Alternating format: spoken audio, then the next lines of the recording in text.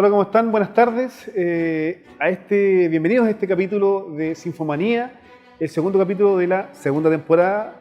Y quiero recordarles de que este es un programa que produce Corcudec en alianza con AERradio, un programa que ya ha pasado fronteras, ¿no? Porque nos fuimos del 2021 al 2022 con grandes invitados en temporada online, un programa que se hacía por Zoom desde casa, y hoy día con la presencialidad podemos tener a grandes invitados también, como el invitado de día, Eduardo Díaz, cubano, director de orquesta, y por estos días también director del coro de la Universidad de Concepción. Bienvenido a Sinfomanía, Eduardo. Gracias, Julio, por la invitación. Feliz de estar contigo acá y con ustedes. Sí. Bueno, Eduardo, partamos del inicio. Tú te formaste en Cuba, ¿verdad? Por ahí también estuviste dirigiendo orquestas profesionales en Cuba, hiciste ópera, zarzuela. ¿Cómo fueron tus inicios en la música? ¿Cómo llegaste a este mundo tan mágico que es la música?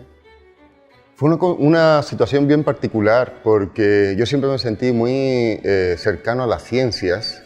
Yo quería estudiar medicina, bioquímica, alimentos, en fin, el mundo de la ciencia siempre me interesó muchísimo. Inclusive entré a un preuniversitario de ciencias exactas que existe en Cuba, ya muy enfocado en estudiar ciencias, en alguna carrera de la ciencia relacionada con las ciencias.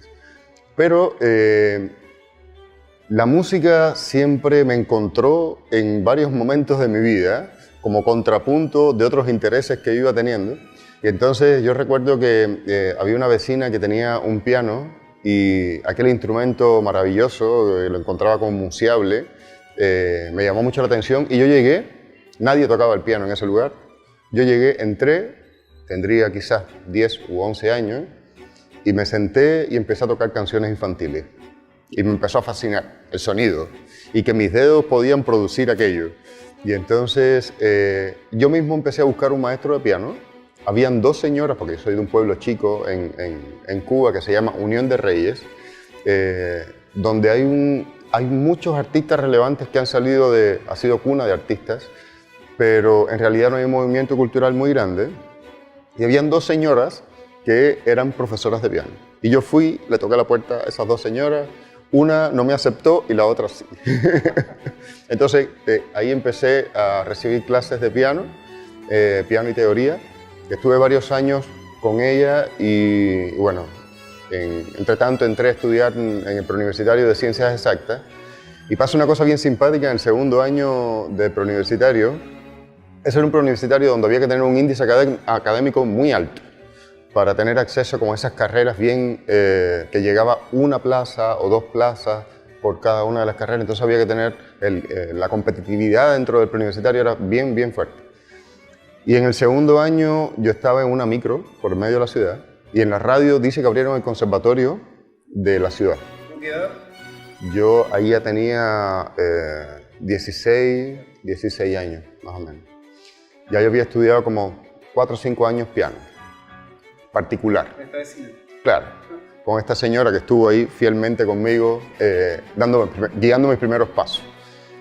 Y entonces en ese segundo año, yo con 16 años aproximadamente, escucho esa noticia, me bajo de la micro, entro al conservatorio, digo, necesito hablar con la directora, y voy a hablar con la directora me dijo que no había posibilidad para mí en piano, y como esas cosas místicas que suceden, había entrado el que fue mi maestro de dirección coral después, el doctor José Antonio Méndez, que es como una eminencia de la dirección coral en Cuba, tiene un doctorado en Alemania en dirección coral, hizo su licenciatura y doctorado en Alemania, dirige coros profesionales, un gran formador de muchos directores de coro.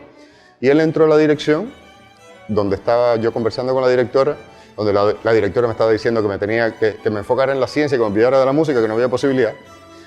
Y él, sin conocerme mucho, me dijo, ¿y quieres estudiar dirección coral? Yo le dije, yo sí. Como si hubiese llegado al conservatorio a estudiar dirección coral. Y dije, yo sí, lo que no sé nada de dirección coral. Le dije, no, yo te voy a preparar. Había unos exámenes como de actitud que hacían. Y yo estuve como 5 o 6 meses preparándome en solfeo, armonía, en coloquio de historia de la música, piano, dirección coral. Preparé un programa de dirección coral.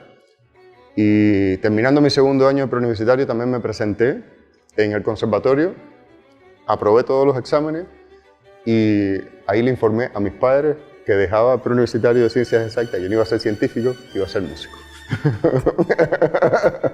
Así fue, tal cual. Oye, pero cuéntame, yo presumo que en Cuba, por todo lo que conocemos de la isla, ¿no? Los chicos muy pequeños parten también con instrucciones en diferentes instrumentos, en el mismo colegio, ¿no?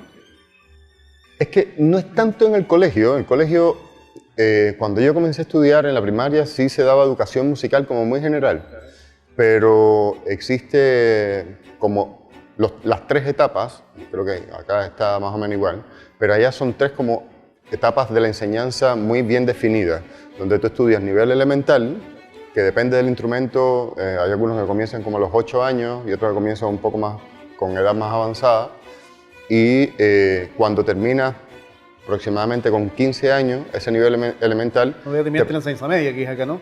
Terminas nivel elemental. Ahí te tienes que presentar a unos exámenes, que son los exámenes de pase de nivel, son siempre bien rigurosos, porque es una semana completa de exámenes. Y entonces aspiras a cursar el nivel medio. Y después, cuando terminan los 4 años de nivel medio, tienes igual que para el Instituto Superior de Arte, que es uno solo, en Cuba, te presentas igual una semana completa de exámenes para los que puedan llegar a la enseñanza superior. Entonces, como recorrer un largo camino de tu vida para convertirte en un profesional de la música o de las artes. Bueno, Eduardo, y cuando tú comienzas ya a estudiar de frentón música, dirección coral, después te formas como un director, ¿no? Y avanzas también en la dirección de orquesta en Cuba, me imagino en la capital, ¿no? Eso, los 4 años que estudié en el conservatorio, dirección coral exclusivamente, siempre me atrajo la dirección de orquesta, pero en realidad me enfoqué mucho en la dirección coral. Canté en el coro profesional que dirigía mi maestro, formé coros en esa época, fui director también invitado. ¿Ya emigraste de tu pueblo hacia la...? Sí, ya estaba en la capital. Ahí a veces mi maestro me acogía en su propia casa, yo tenía también como un albergue donde me quedaba, ya después tenía una pareja donde vivía en su casa y así, estuve en diferentes lugares, pero sí, me establezco en la ciudad de Matanzas, que es más conocida porque es la provincia donde está Varadero. Entonces, para cualquiera que está fuera de Cuba es como una buena referencia. Entonces yo termino esos 4 años de estudiar dirección coral y hago los exámenes para el Instituto Superior de Arte en ambas carreras, en dirección coral y dirección orquestal. Y aprobé afortunadamente las dos carreras e ingreso al Instituto Superior de Arte en ambas carreras. Y comenzaste ahí a avanzar, bueno, me imagino yo, en lo docto y te tuviste que decidir, ¿o no? ¿O siempre en ambas? Sí, siempre hay que decidir porque a mí lo que me pasa es que, bueno, a mí y a muchos de mis compañeros que teníamos como muchas inquietudes de hacer música. Entonces no tuvimos como una etapa estudiantil enfocada solamente en el aprendizaje dentro del aula, sino que siempre estábamos en ensayos, a veces buscando ser asistentes de directores con mucha experiencia, o también que nos invitaran a orquestas o a coros a hacer conciertos propios nuestros, y esto era un complemento súper importante para nuestra formación. Entonces, yo cuando estaba en tercer año de la universidad, del Instituto Superior, a mí me invitan, hay un director como muy importante ahora que está establecido en Estados Unidos y dirige mucho en México y también en Mississippi, en Estados Unidos, se llama Iván del Prado, que yo recibí algunas clases de él y él estaba de director de la ópera, de la orquesta de ópera y ballet en ese momento. Y yo me acerco a él un día y le digo, maestro, a mí me gustaría venir a sus ensayos. Y él me dice, ya, ok, no tengo problema. Y era una persona con un carácter bien, había sido asistente de Daniel Barenboim, entonces era un personaje también con un prestigio internacional bien importante. Y bueno, nada, él aceptó que yo estuviese y un día me llama por teléfono para que yo fuera su asistente en una temporada de ballet, donde se iba a hacer Cascanueces con el Ballet Nacional de Cuba y Lago de los Cisnes. Y ahí empezó una relación bien bonita y para mí fue fundamental en mi formación como director de orquesta, porque él tenía una orquesta propia, que era la Orquesta de Cámara de La Habana, y también dirigía la Orquesta Nacional de Ópera y Ballet. Propia. Sí, él era el director que formó esa orquesta, y entonces era como su orquesta. Y esa orquesta no la tocaba nadie. Y entonces, claro, era de él. Como la cuidaba como un bebé, prácticamente. Y entonces, él ya estaba dirigiendo también como director titular en Baja California, y cuando él salía ya me dejaba algunas veces esa orquesta para que yo la ensayara, inclusive me ofreció algún concierto alguna vez. Y entonces Iván también me propone que como sustituto de él con la Orquesta Nacional de Ópera y Ballet. Y cuando él se va, por los compromisos internacionales que tenía, entonces a mí me invitan. Hubo una coproducción que se hizo del Elixir d'Amor, de Donizetti, y con la ópera de Daejeon de Corea del Sur y la ópera del Teatro Lírico Nacional de Cuba. Y a mí me invitan como asistente para montar toda la ópera, con los coros, los solistas y la orquesta del elenco cubano. Y cuando llegaron la compañía coreana, entonces yo cedía el podio al director que venía, y yo creo que me tocaba como 1 o 2 funciones al final, con el elenco cubano. Resulta que hubo un problema con el director coreano que llegó, el elenco ya estaba acá, coreano, y todo resultó en que yo hice la temporada completa del Elixir d'Amore, y esa fue mi primera llegada con la ópera en el 2006, 2007, y yo estaba en tercer año de la universidad. ¿El director coreano se enfermó? ¿Qué le pasó? En realidad hubo un problema más bien logístico allá adentro con la compañía coreana y la orquesta, y entonces, bueno, decidieron que él no hiciera las funciones, y ya yo había ensayado y deciden que yo haga todo. Y así fue, eso fue como mi entrada. Después me proponen ser director asistente en la Ópera Nacional, y eso consumió todo mi tiempo. Me empezaron a invitar de otras orquestas desde tercer año, y la universidad... ¿Siempre en la capital? No, es que en Cuba existen orquestas profesionales en las 14 provincias. Entonces yo me movía mucho por Cuba, pero bueno, sobre todo dirigí mucha ópera en ese momento. La primera fue el Elixir, después hice Tosca, después hice Bohème, Traviata, Carmen, en fin, y muchas óperas, y mucha zarzuela española y mucha zarzuela cubana. En diferentes teatros del país. Claro. ¿Cómo son las temporadas de ópera allá? ¿Se hace mucha ópera en el año? ¿O sea, hay una temporada, como en el caso de la provincia como Concepción, que se hace una temporada en el año? Mira, en realidad se hacen como 6 títulos al año en la Ópera Nacional de Cuba. Porque esa compañía, después yo tuve la suerte de que me nombraran director artístico general en el 2012.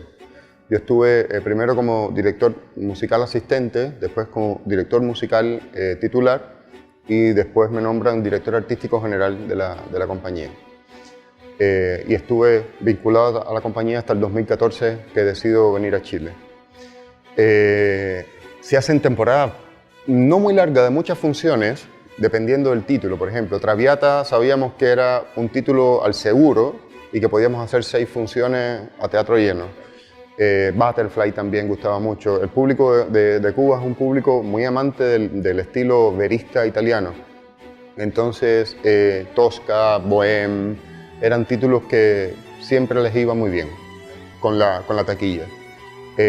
Hicimos, no sé, en la época ya que estuve como director artístico de la compañía, hicimos estrenos importantes como fue La Flauta Mágica, que nunca se había hecho, y llegamos a hacer como 26 funciones de Flauta Mágica en coproducción. Siempre el público... Sí. Es un público bien especial, el de Cuba, pero muy amante de la ópera. Muy amante de la ópera y del ballet. Y después hicimos también El Holandés Errante, que hacía como 60 años que no se hacía un Wagner en Cuba. Hicimos El Holandés Errante, también con colaboraciones internacionales. En fin, que hicimos acciones bien interesantes para nosotros, para la compañía en sí. Eduardo, te voy a invitar a la primera pausa musical. Ya vamos a ir conversando algunas cosillas más, quizás no tan docta de Cubo para que tú nos cuentes algunos detallitos ahí. Así que vamos a la primera pausa musical con una obra musical también de la Orquesta Sinfónica de la Universidad de Concepción de la temporada 2021. Vamos y volvemos.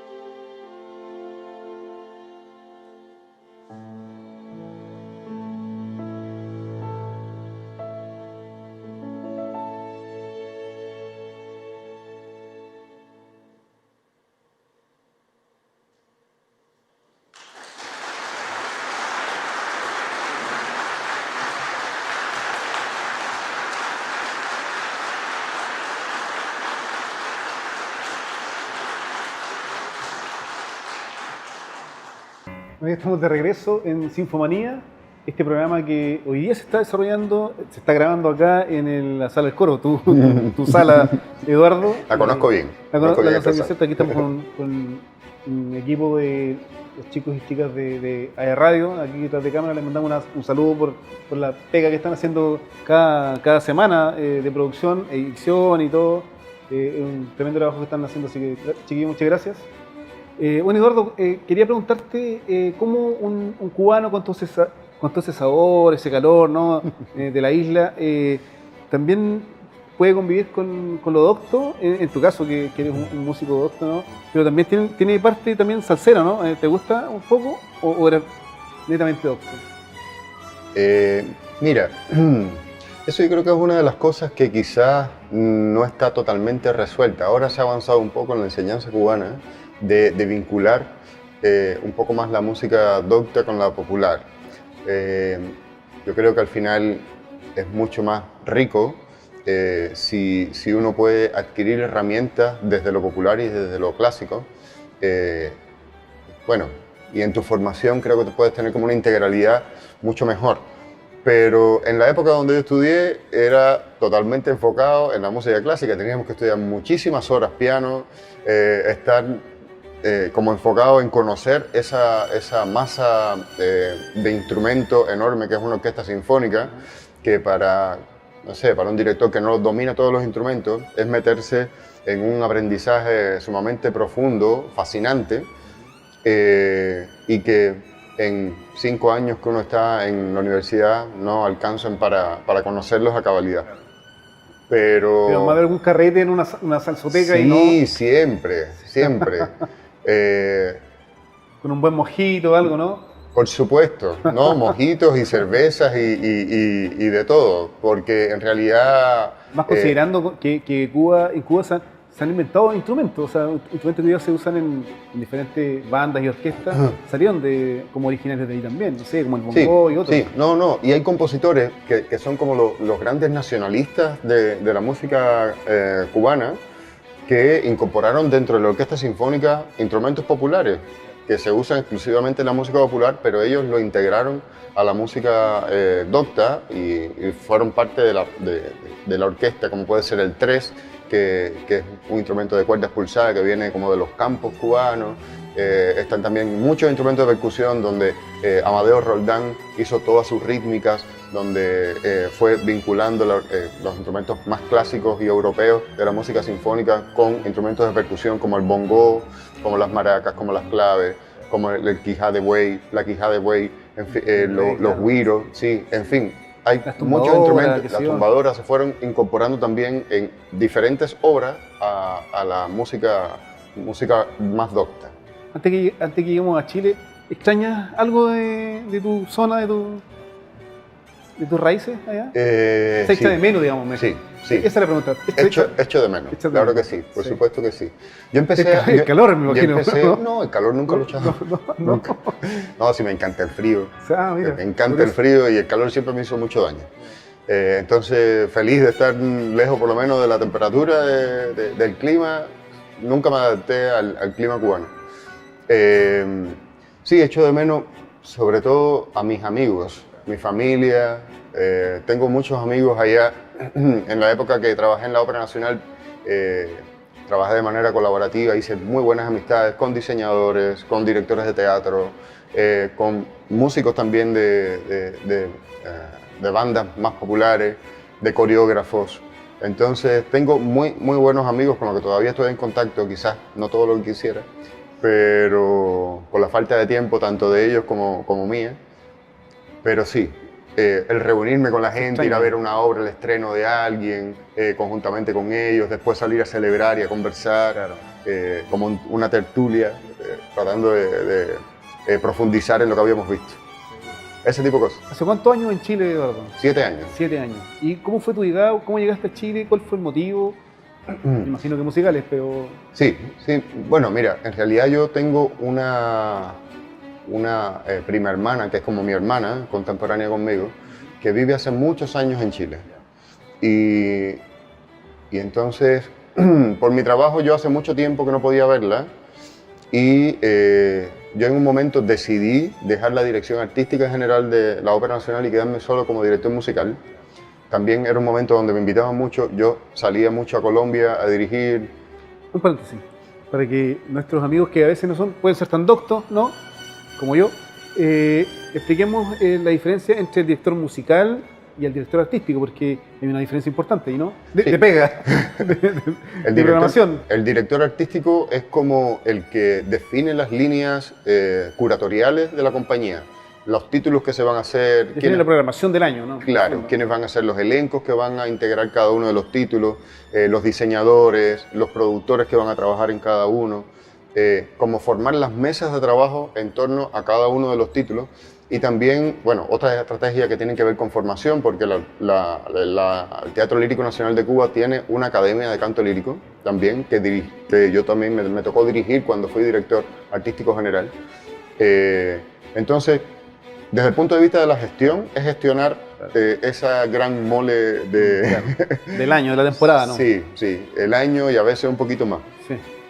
Que ahora es prácticamente una quimera, pensar que podemos programar con tanta anticipación. Hoy día con suerte programamos el mes, 3 meses como máximo, porque ya... Así es. No el director musical es como el que hace todo el trabajo musical de montaje de un título o de varios títulos. El que trabaja con los solistas, con los pianistas, con los correpetidores, también con la dirección artística, con la orquesta, en fin, con todos. En definitiva, el que pone la mano en el resultado de un concierto. Exactamente, es el que trabaja como a 4 manos con el director artístico. Claro. Para darle una coherencia a la puesta en escena y que eso dialogue de manera, vuelvo a decir, coherente con el discurso musical. Sí. Bueno, cerramos el paréntesis. Ya nos estabas contando tú a propósito de tu colega ya que era director. Claro, entonces yo después que dejo la dirección artística general de la compañía, que me quedo como director musical, y me habían ofrecido también otro cargo titular en una orquesta en Cuba. Yo salía ya mucho a Colombia a dirigir ópera y zarzuela, unas temporadas que se hacen allá.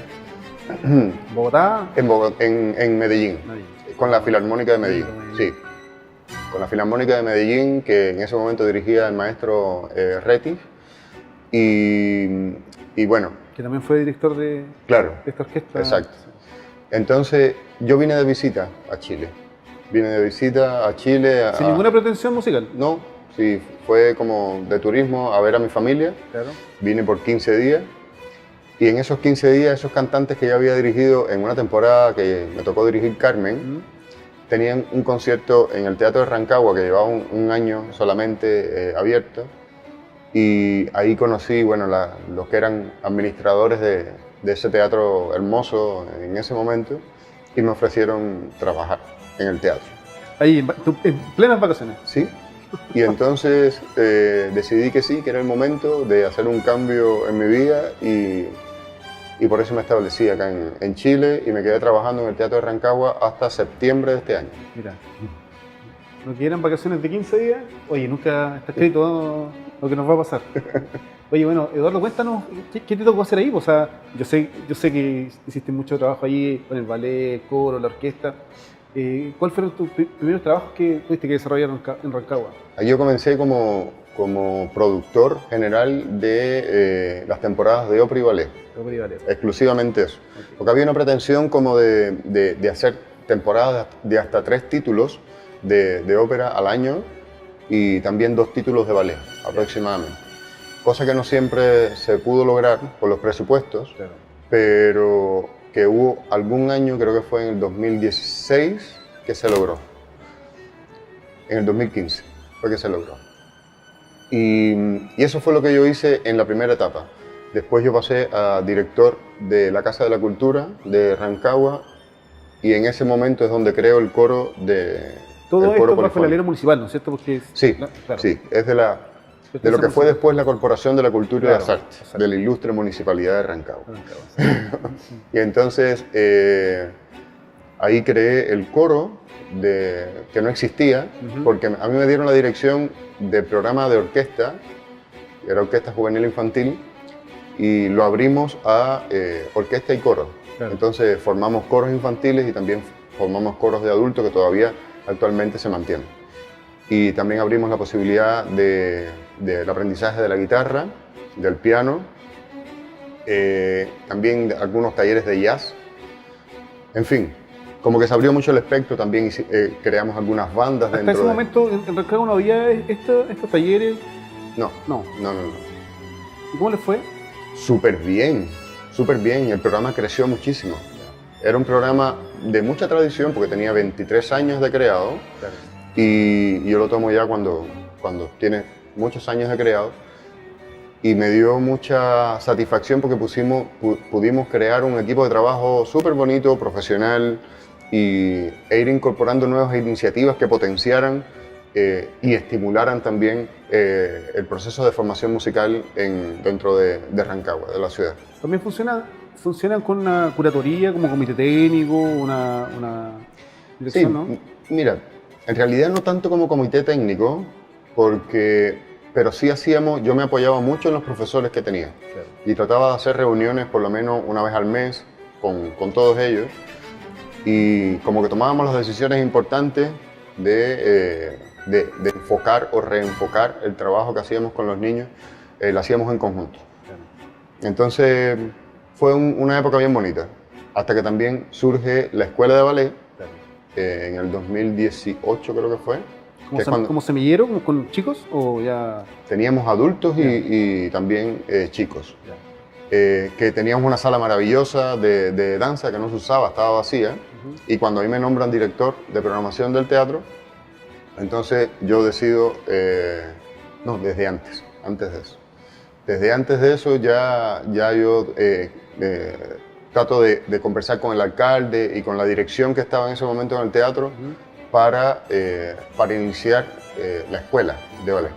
Y ahí comenzamos con niños de muy chicos, de 5 años, y también tenemos personas adultas que ya tenían algún tipo de formación, estaban buscando profesionalizarse o seguir creciendo en el aprendizaje de la danza, y tuvimos unos maestros, el teatro actualmente tiene unos maestros maravillosos que han tenido resultados increíbles. Me imagino yo ahí con maestros del municipal Sí. que iban y venían, ¿no? Para dictar las clases, porque en muy pocos lugares de Chile se hace ballet. Así es. Aún. Eso nos permitió hacer una primera gala a 6 meses, que eso fue como el pie forzado que yo le puse a los maestros. Le dije, yo quiero que en 6 meses los alumnos de acá estén bailando en una gala con las primeras figuras del Teatro Municipal de Santiago. Y eso lo logramos. Bueno, pero además después seguiste adquiriendo responsabilidades y ya después con la orquesta, ¿no? Orquesta y coro. Sí, yo seguí trabajando con el coro, trabajando con la orquesta, y después yo creo que los desafíos más grandes que tuvimos nosotros en el teatro allá fue dar un giro totalmente en la producción de ópera, porque hasta el 2016 las óperas que se hacían eran con elencos externos. Se traía una orquesta de Santiago, también llegaban a veces un coro de Argentina, o a veces un coro también de Santiago. Y cuando tomamos la dirección del teatro decidimos formar elencos y abrir el espacio de la ópera como un espacio de profesionalización, una experiencia también importante para la comunidad.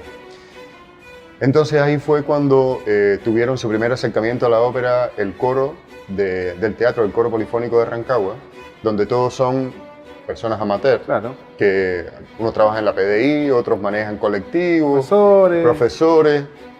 y cantaron Carmen primero y después cantaron Pagliacci. La orquesta pasó igual, era una orquesta que formamos con todos los egresados de las orquestas juveniles de la región, y por primera vez tocaban una ópera, una orquesta que no existía. Mira. Y con estas 2 óperas lo hicimos de esa manera, el coro infantil que participó en Carmen y participó en Pagliacci también, y fuimos tratando de darle cada vez más un carácter muy regional a la ópera, hasta el punto que cuando hicimos Pagliacci lo recreamos en Subel.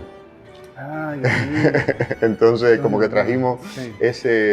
esta ópera que es ya del siglo XIX y que sucede en Pero Italia. se contextualizó ahí con Se la zona. contextualizó Claro. súper bien. Sí. El territorio manda. Exactamente, y las personas que bueno, Subel tiene una relación súper estrecha con Rancagua, y todas las personas que fueron a verlo se sintieron muy identificados porque se recrearon con Nela Camaño, Claro, que fue la diseñadora de escenografía. Hizo un trabajo increíble, y prácticamente pudieron revivir nuevamente las épocas doradas de Subel con la escenografía de Pagliacci. Bueno, cabe mencionar de que Marianela Camaño, la Nela, ¿no? Amiga de la orquesta y todos los músicos de acá, también estuvo en el programa anterior a este. Fantástico. Sí, así que si te lo perdiste, lo puedes ahí cachurear Por supuesto que lo voy a ver. En YouTube. Mandamos un gran abrazo a Marianela. Bueno, Eduardo, grandes desafíos, porque la creatividad ahí, me imagino, con un coro amateur, ¿cierto? Con egresados de orquestas juveniles, lograr un resultado tan importante, sin duda que yo me imagino los habitantes de la comuna pudieron disfrutar de grandes espectáculos también de la temporada. Así es, sí, mira, fue una etapa intensa, pasé momentos muy difíciles, no todos los momentos fueron felices. Porque imagino que también trabajar con grupos grandes de personas es complejo, ¿no? Sí, y más como convencer a tantas personas de que un proyecto que se está iniciando es importante y que puede funcionar. Sí. Como el convencer es un proceso bien complicado. Demostrar de manera rápida y que esos resultados vayan convenciendo a todos los que toman decisiones de que es importante hacer las cosas de esta manera.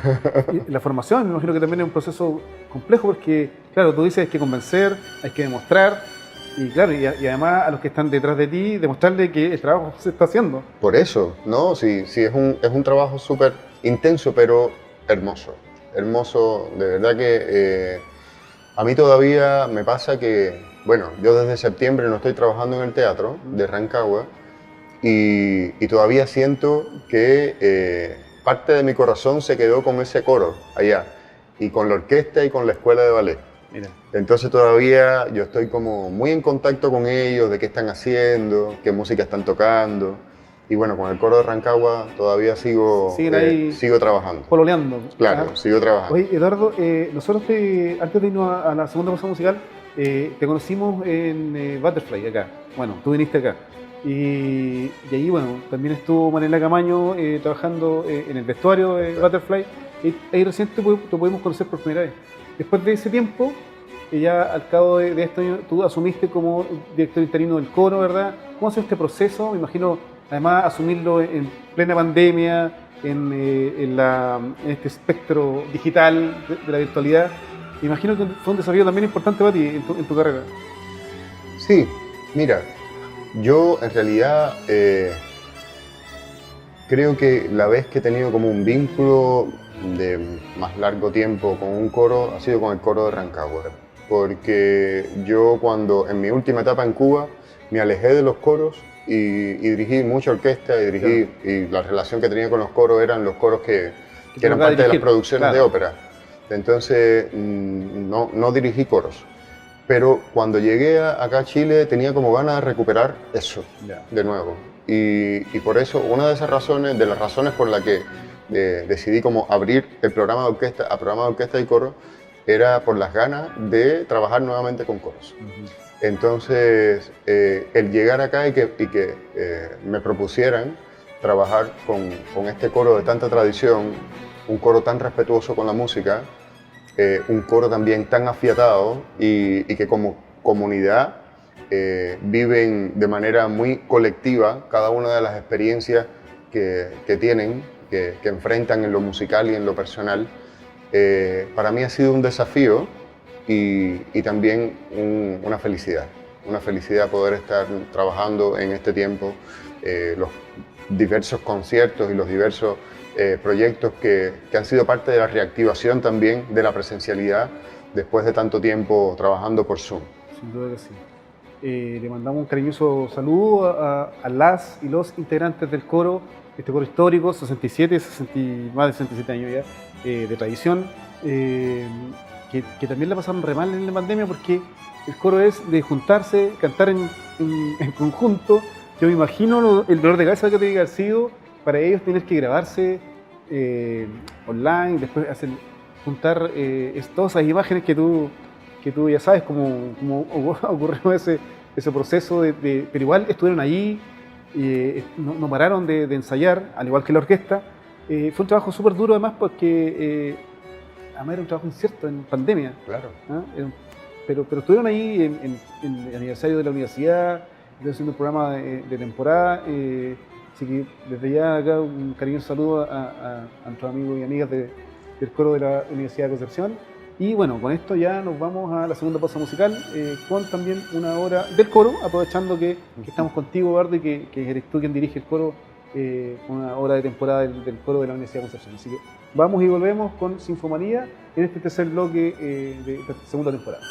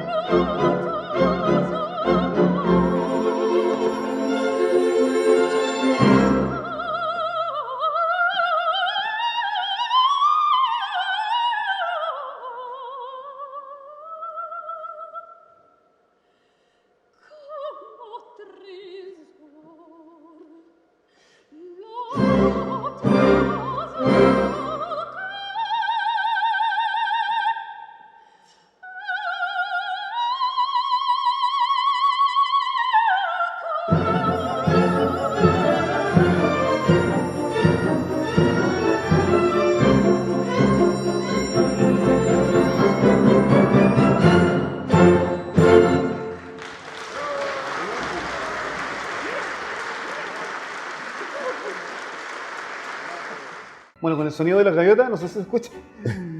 Comenzamos el tercer bloque de este programa de Sinfomanía, segundo programa de la segunda temporada ya, Eduardo, así que estamos conversando con Eduardo Díaz, director del coro, director de orquesta además también, esta entretenida conversación donde nos ha hecho un paseo por Cuba y también por su llegada a Chile, que es tu segunda patria ya, yo creo, ¿no? Ya, ¿7 años? 7 años. 7 años en Chile. Sí. Wow. Es que me pasó una cosa increíble, que yo cuando llevaba 2 años aquí, voy a visitar a mi familia y al tercer día de estar en Cuba, ya echaba de menos mi casa aquí. No, o sea, estuviste acá cuando viniste de vacaciones. Claro, 2 años. 2 años. O sea, en tus vacaciones no volviste No. a buscar tus cosas. No, nada. ¿Te quedaste? Me quedé acá. Wow. Es que empecé a trabajar inmediatamente. Claro. Después de 2 años volviste. Claro, Ya. así fue. Mira, ¿y después has vuelto ahí? Y cuando fui a los 2 años, que ya me encontré con mi familia, ya llevaba 3 días en Cuba, en mi casa, en Unión de Reyes, Sí. y ya echaba de menos mi casa aquí. Ya. Wow. ¿No has vuelto a ir? ¿No has vuelto a ir? Sí, he ido en 2 ocasiones. Ya. En estos 7 años creo que he ido 2 veces Sí, mira. a Cuba. Claro. Qué curioso que te hayas acostumbrado al frío de acá, en la lluvia. Me encanta, me encanta. El verano no lo tolero mucho aquí. ¿Sí? Me gusta más el invierno. Oye, Eduardo, cuéntanos cómo ha sido tu paso por el coro. Ya no hiciste algún adelanto, pero lo que han hecho con el coro hasta ahora, ¿cómo ha sido llegar? Bueno, primero llegar en pandemia, en la virtualidad, y después ya en lo presencial, porque ya se han hecho varias actividades en lo presencial con el coro. Te tocó además una ¿cómo se puede decir? Un hecho trágico, ¿no? De saber de la muerte de tu antecesor, de Carlos Traverso, el maestro que estuvo por 12 años junto al frente del coro. No es fácil también recibir una agrupación herida, ¿no? Así es, sí, pero en realidad también fue súper bonito para mí como ser parte de ese gran cariño que existía entre el coro y el maestro Carlos. Participar también en los homenajes que se le realizaron, que lo hice con el mayor de los respetos y el mayor de los cariños. Admiraba mucho también a Carlos, y las pocas veces que conversamos pude reconocer en él un gran profesional y también una hermosa persona. Sí. Entonces, nada, fue un momento complicado, pero también, como te digo, lo asumí con muchas ganas y con la motivación de que era un desafío desde lo profesional, como esta agrupación que ya llevaba prácticamente 2 años en sus casas, y que era una agrupación de la que se espera siempre que aborde obras de una gran complejidad técnico-musical, cómo reactivar en poco tiempo un sonido, reactivar desde la técnica vocal, también desde lo organizacional, también desde el compromiso que deben tener cada uno de los que integran una agrupación de este tipo, no solamente desde lo afectivo entre unos y otros, sino también con la música y con los proyectos culturales y artísticos que se abordan. Entonces eran muchos los desafíos, y por eso hicimos un programa como esta selección de los coros de Händel, del Mesías, porque sabíamos que la complejidad que tienen estos coros era un buen impulso para recuperar mucho de lo que técnicamente quizá la pandemia nos quitó. Sí. La pandemia nos hizo alejarnos un poco, descuidar cuestiones técnicas musicales, entonces era como una buena partitura para recuperar. Claro que sí. Pero lo primero que tú hiciste con el coro fue, ya lo mencionaba, dirigir al coro en este momento sensible, cuando se le hace un homenaje acá en el hall del teatro a Carlos Traverso. Ese fue tu primer contacto, yo creo. Que no conocía el coro. Físico, claro. Físico, no lo conocía de manera presencial, claro. Entonces, bueno, llegaron todas esas personas con mascarilla y empezaron a presentarse de nuevo, claro. Porque los conocía a través de una pantalla, sí. Y llegaban personas que eran mucho más altas de lo que yo me lo imaginaba, otros mucho más bajos de lo que yo imaginaba. Claro. Y entonces prácticamente que los conocí ahí. Exacto. Y los dirigí sin ensayo directamente, sí. En esa ceremonia, que fue otra gran emoción para mí. Sí, cómo conectarme con ellos a través del gesto, sí, fue un momento bien especial. Sí. Y que, bueno, yo por lo menos les tomé un cariño inmediato. Claro. Pero vertiginoso también fue tu pasada, porque al poco andar ya de la presencialidad, te toca dirigir a la orquesta. En esta oportunidad, saltas del coro a la orquesta, ¿no? Esta versatilidad que tú tienes y un tremendo concierto que se hizo en conjunto con el Ministerio de Ciencia, con la Seremía de Ciencia acá de la Macrozona Sur, donde te toca también dirigir esta gran producción que es la historia de todo, la gran historia de todo, ¿no? Que cuenta la historia del universo desde el Big Bang hasta nuestros tiempos. ¿Cómo fue esa experiencia? ¿Cómo te tomaste ese desafío? Que además tenía 1000 elementos, ¿no? ¿Sabes qué? Que es una de las orquestas chilenas que yo conocía desde hace muchos años. Yo creo que la única orquesta chilena que conocía desde que estaba en Cuba era la de la Universidad de Concepción. No conocía ni la Filarmónica, ni la Sinfónica, conocía la de acá, porque hubo varios directores cubanos que vinieron hace años, y entre ellos el maestro actual de la Sinfónica Nacional de Cuba, Enrique Pérez Mesa, que vino a dirigir, creo que en 2 ocasiones, acá a la orquesta. Y yo tenía muchas referencias de esa orquesta. Y bueno, después cuando vine como invitado a escuchar conciertos o la producción de Butterfly, poder trabajar con ellos fue un tremendo regalo también. Fue como otro de los tremendos regalos que he recibido aquí en la ciudad, porque es una orquesta desde lo musical con un alto nivel profesional. Tiene grandísimos músicos que la integran, personas donde todavía tratan de cuidar la pasión por la música. A veces sucede con las orquestas profesionales y que ya tienen muchos años tocando juntos, que pierden esa espontaneidad, pierden esas ganas de hacer, y todavía en la orquesta se respira esas ganas de hacer música, de hacer proyectos interesantes, de hacer las cosas cada vez, plantearse proyectos cada vez más de mayor envergadura. Y también encuentro que es una orquesta todavía que sueña con la música y se apasiona y vibra con la música. Fue un desafío importante porque además es una producción que tiene muchos elementos, ya lo mencionábamos, tiene soprano, tiene coro, tiene pantallas con imágenes que van relatando también, que van apoyando los momentos musicales, tienes actrices que van contando el relato, es un concierto muy, muy versátil. ¿No? Y ahora con tanto desarrollo del lenguaje digital, claro, súper bien que se haya hecho este espectáculo con apoyo de las pantallas, porque además, qué mejor cuando se busca esta integralidad y este cruce de lenguajes artísticos, como que la familia lo disfruta mucho más. Sí. Porque si hay alguien que no le guste tanto o se aburre con la música, puede mirar las gráficas, y si no le gusta tanto las gráficas, tiene 2 actrices, y si no, puede escuchar un coro, y si no, puede escuchar a una soprano a la reina haciendo malabares con su voz, acrobacia, virtuosista. Entonces, en fin, que tiene todos los ingredientes para hacer un tremendo espectáculo. Bueno, eso fue en octubre, ahí en la Semana de la Ciencia, pero después se repitió hace pocas semanas como marco del inicio de la Escuela de Verano, Eduardo. La orquesta, bueno, ya estaba preparada. O sea, tú después hiciste un par de repasos. Claro, sí. ¿No? Sí, al final esta orquesta ya tenía como bien fresco el programa. Claro. Entonces no hacía falta tampoco una gran cantidad de ensayos para trabajar en esto. Sin duda, sí. Así que fue como... Yo creo que hubo una conexión bastante rápida entre la orquesta y yo en este caso. Y para mí fue súper cómodo trabajar con ellos, súper cómodo, me sentí en todo momento. Sí.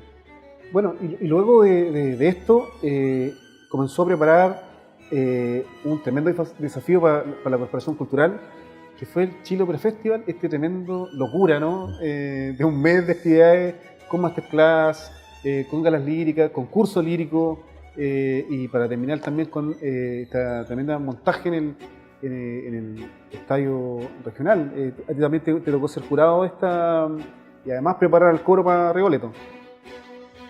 Mira, creo que fue un tremendo desafío, pero que había que planteárselo. Creo que al final la corporación, la Corcudec, dio una señal clara de lo que hay que hacer de los espacios que hay que abrir, de lo que hay que reactivar en el mundo específicamente de la ópera, que hay que seguir abriendo puertas y estableciendo puentes internacionales en favor de potenciar también a los jóvenes talentos y también a los ya consagrados del mundo de la lírica en el país. Y creo que en muy poco tiempo y en condiciones bien adversas, Claro.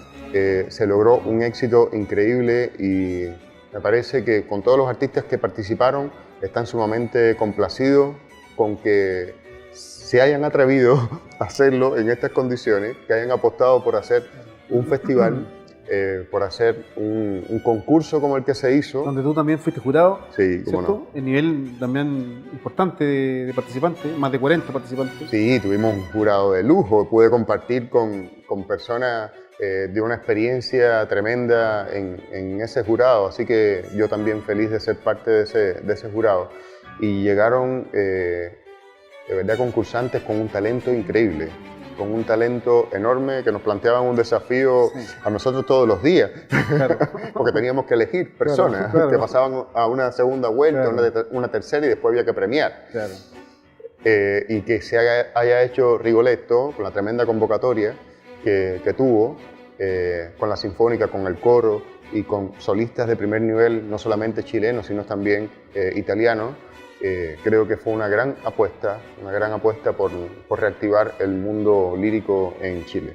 Detengámonos un minutito en Rigoletto porque Rigoletto tiene una particularidad muy llamativa, por decirlo de alguna forma, que es que posee un coro de hombres.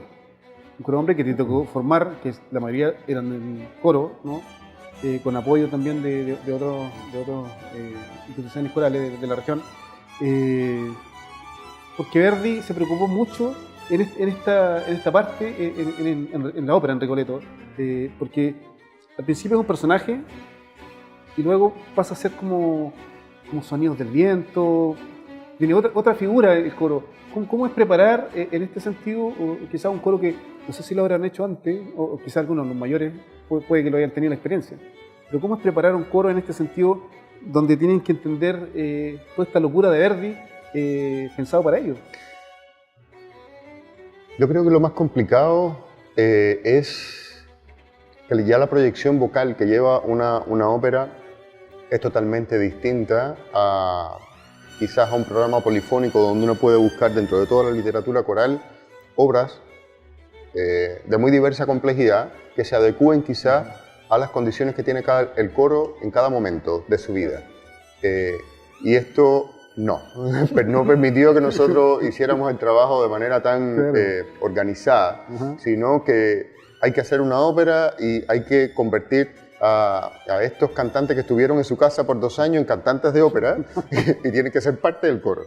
Entonces ahí el trabajo de Pablo Castillo con la camerata vocal fue sumamente importante y entonces, bueno, ahí trabajamos entre todos para formar estos coros que si bien no son muchos coros masculinos, tanto en la literatura de lírica, estos coros son pocos dentro de la ópera, tienen pocas intervenciones, pero tienen una gran complejidad vocal y tienen muchísimo texto en italiano, porque sabemos que Rigoletto no es una ópera que está en español, sino que además tiene que lidiar con un idioma que no es el tuyo, con el italiano. Entonces prácticamente tenían que aprenderse lo más de memoria posible, un texto diferente, con melodías nuevas y además resolverlo vocalmente, técnicamente, para que se escuche, para que llegue a todas las personas, para poder enfrentar las notas sumamente altas que tiene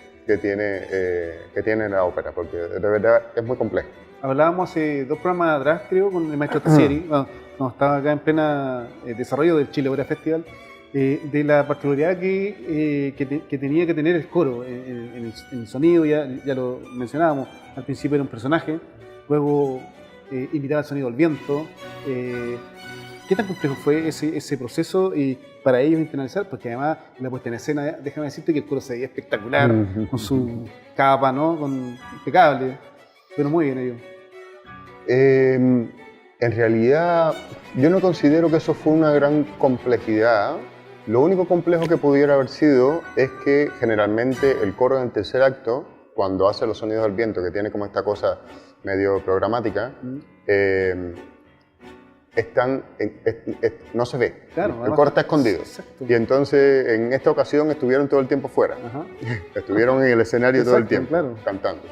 Entonces me parece que como desarrollar la imagen fue importante, como trabajar desde las imágenes y desde la dramaturgia, cuál era el carácter de cada una de las partes y cuál era la reacción que tenían que tener a veces cuando respondían a un personaje o cuando tenían que cantar una frase determinada, más allá de decirle literalmente esto en italiano significa tal cosa, claro, tal cosa, hablar del carácter. Si esto hay que decirlo con furia o hay que decirlo en realidad como si fuera un viento que no es un huracán caribeño, claro, sino es una brisa que viene y cada vez se va haciendo más fuerte. Entonces, como ese tipo de imágenes siempre son bastante útiles para trabajar tanto con los cantantes en general, con los solistas, con la OP, con el coro y con la orquesta también, porque todos son parte de ese gran discurso dramatúrgico musical. ¿Cuál fue tu impresión después de haber visto todo el proceso? Primero lo musical y segundo, la apuesta a hacerlo en el estadio con ese tremendo marco público. Eso siempre es maravilloso. Cuando se hace ópera en un lugar, o se hace cualquier intervención de este tipo, ballet o lo que sea, en un lugar no convencional que permita llegar a miles de personas, encuentro que está como cumplido el objetivo, porque se democratiza, tiene un impacto tremendo el espectáculo, todo el esfuerzo de tantas personas que hay detrás de una puesta en escena así, de técnicos, de personas que hacen gestión, de los artistas vinculados a la producción, en fin, que son muchas personas que están trabajando de sol a sol para cambiar la vida y fascinar de alguna manera en 2 horas y tanto a los miles de personas que llegaron ahí. Entonces, yo he tenido esa experiencia pocas veces, pero las recuerdo todas, porque son experiencias bien especiales para mí. Bueno, sin duda que si este espectáculo se hubiese hecho en el teatro, llegamos con el aforo de día a casi 600 personas. Casi 5.000 personas estuvo en el estadio, ovacionaron a las solistas, a la orquesta, al coro, fue tremendo. Así es. Puesta en escena, donde tu trabajo también, sin duda, fue importantísimo con la preparación de este grupo de hombres que eran 25 más o menos. 26 personas. 26 personas, porque se veían además con su traje. Antes de terminar el programa, ya nos quedan 2 minutos de programa, no me quiero despedir sin mencionar esta travesía que se hace finalmente todos los años, ¿verdad? En diciembre, esta travesía que se hace por Chillán, por Los Ángeles y por supuesto también aquí en Concepción. Se repitió en el estadio este tradicional concierto de Navidad, donde es, yo diría, el broche de oro en el año para el coro, porque es un momento que se espera, al igual como en la ópera, se espera también todo el año los conciertos tradicionales de Navidad. Mira, como te dije, nosotros estuvimos trabajando de manera paralela la ópera con estos conciertos de Navidad. Claro, se les tocó el ensayo, claro. Y entonces fue un trabajo súper intenso y que nosotros pretendíamos que sirviera para reactivar el trabajo del coro y también entregar a la comunidad a un coro que estaba con ganas de recuperar su trabajo habitual, su rigor habitual, para enfrentar con todas las ganas grandes proyectos culturales como siempre nos tiene acostumbrados. Entonces eso de verdad que el resultado a mí me llenó de satisfacción. Me hubiese gustado quizá que con más tiempo hubiésemos hecho más música, más villancicos, quizás con más tiempo lo hubiésemos podido lograr. Pero era el tiempo que teníamos también una ópera por medio con el mismo coro, tener los hombres del mismo coro. Y por otro lado, las mujeres que quedaban tienen que ser... Exactamente. Entonces creo que fue un proyecto que con el tiempo que se hizo de manera muy decorosa. ¿Hay algún adelanto para que se viene, no? El coro, me imagino que el coro no para, no deja de ensayar, ¿verdad? Se siguen preparando para la siguiente temporada, hacen una pausa ahora en febrero y luego retoman sus actividades en estos días estuvieron cantando también con el concierto de La Gran Historia de Todo. Sí. Yo me imagino que en marzo ya retoman las actividades después de unas merecidas vacaciones, ¿no? Así es. Bueno, en enero sí vamos a estar trabajando un repertorio más bien latinoamericano, porque vamos a hacer un concierto compartido con el Coro Polifónico de Rancagua en el auditorio de la Universidad O'Higgins. Así que el día 29 de enero vamos a estarnos presentando ahí. En vivo. En vivo. Sí. Qué bueno, hacemos la invitación entonces para que sigan. Por supuesto, todas las personas de la sexta región que nos acompañen en este concierto compartido. Bueno, Eduardo, queremos agradecer tu presencia en Sinfomanía, este programa que ya te mencionaba, está en su segunda temporada, en una alianza con AE Radio y que ya estamos finalizando en esta jornada de día. Te agradecemos mucho que hayas estado con nosotros y nosotros nos despedimos junto a nuestros amigos que están ahí detrás de cámara. Hasta el próximo programa de Sinfomanía.